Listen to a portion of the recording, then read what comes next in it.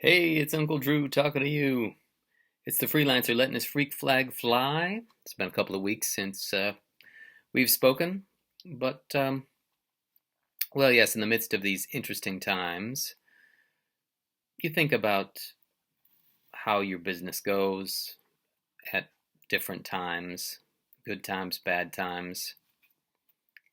Recently, my wife and I have been discussing that during the last crisis, we did extremely well.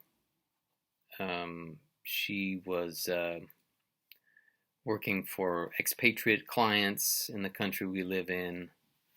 They needed a lot of help and services. I, on the other hand, with my natural gas journalism work, and that coupled with my oldest client, a big four firm, auditing and consulting. Yeah, plenty of work in those times. And now, of course, I've been thinking a little bit back on, oh, well, wow, wasn't that, compared to what we're living through now, what a great time 2019 was, for me anyway. I had two awesome client retainers, so I had regular money coming in on a monthly basis from those companies. And I think what's amazing is when you have plenty of money coming in, then all of a sudden, all those people, clients that you haven't heard from in ages, and sort of various other freelance jobs, they come, crashing through the floodgates, and so there's plenty of work to do. So definitely, as a freelancer, seems like a typical phenomenon. This kind of feast or famine thing that happens. So having said that, those two retainer clients that were last year, they are no longer with us, my dearly beloved. So that has not been the best news this year, and but it made me think of even something else. So one of the sort of extra clients that I had was not on a regular monthly basis. But yeah, it made me thinking about you sometimes you get some work and maybe you have some misgivings about it, and I kind of did. Trying not to give away details of what the client did. They put out an industry magazine, and it was an industry that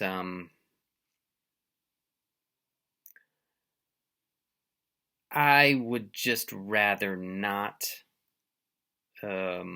work for, to be honest. So I kind of had misgivings about doing it in the first place.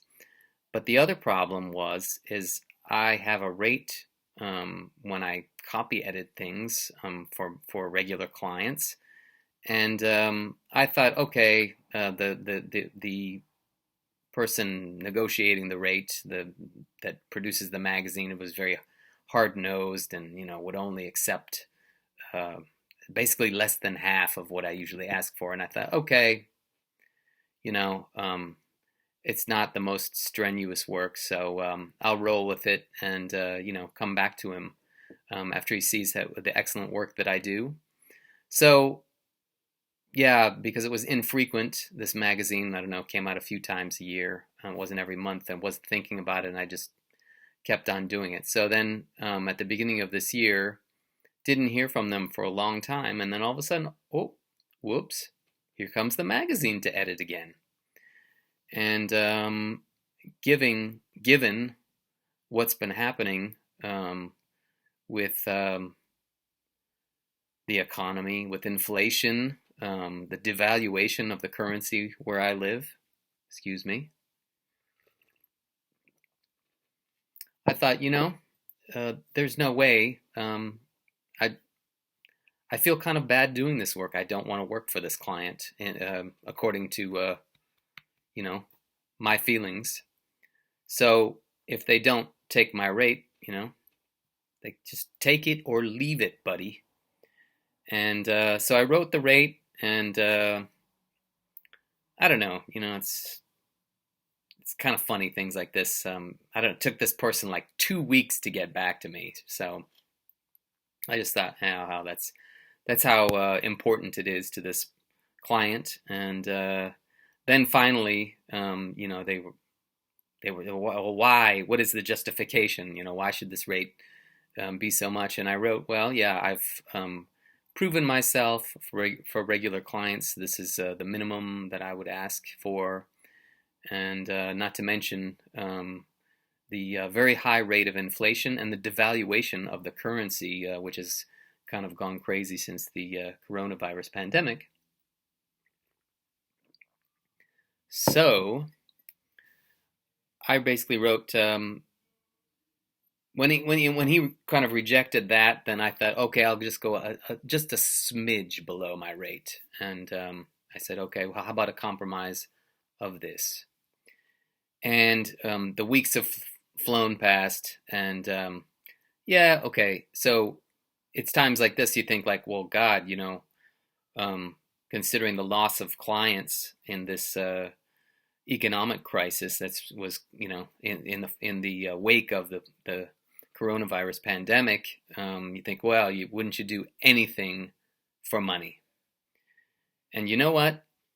I am so glad that I basically fired, because I just stuck to my guns, and they never got back to me. And miraculously, all kinds of ad hoc jobs and possibilities and things to do have emerged in the place of that client job that I really didn't want to do in the first place. So it shows to go ya, or goes to show ya.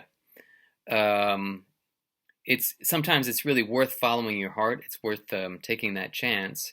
And if you really, really don't want to work for a client, and you feel that just what they're doing is really not what you stand for, I would say follow your heart, and something will come in place of that work.